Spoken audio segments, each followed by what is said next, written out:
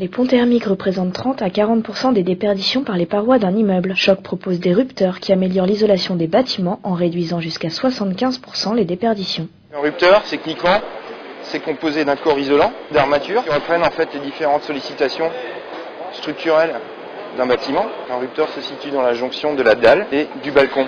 En assurant la continuité de l'isolation, le pont thermique.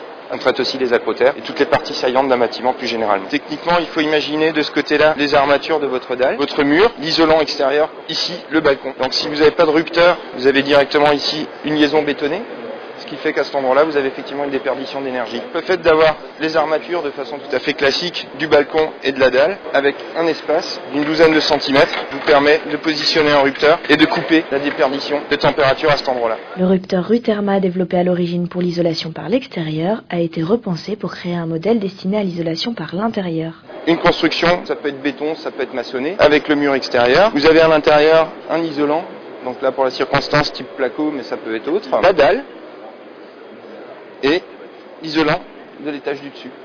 Et en fait, vous voyez que la dalle, le béton n'est pas solidaire du voile bétonné.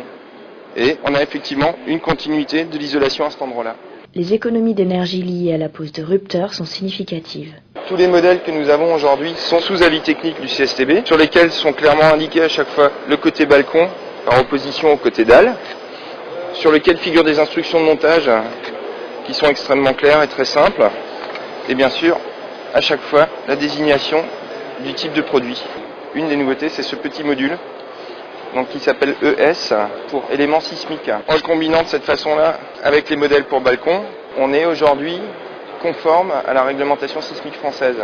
Ça veut dire concrètement que vous pouvez traiter un balcon avec des rupteurs en zone sismique. Les rupteurs constituent une solution écologique, économique et pérenne aux enjeux environnementaux actuels. Le traitement des ponts thermiques date de 1983 chez Choc. En France, on est sous avis technique depuis 1992. La réglementation thermique 2005, en fait, c'était tout simplement l'avènement des énergies nouvelles et renouvelables. Et on commençait déjà à en parler, la prévention des ponts thermiques. Pour la nouvelle réglementation qui va arriver en 2012, les bâtiments basse consommation, là, il sera quasiment plus possible de ne pas traiter les ponts thermiques sur les bâtiments, puisqu'en fait c'est le dernier trou dans l'enveloppe du bâtiment. Il y a une deuxième raison pour laquelle effectivement il faut traiter les ponts thermiques, c'est la question sanitaire. Une moisissure a besoin de trois choses aujourd'hui pour naître et pour se développer. Il faut de l'humidité, il faut de la chaleur, et il faut un composant organique quelconque, c'est-à-dire une nourriture quelconque pour la moisissure. Et à cet endroit-là, il y a les trois qui sont réunis.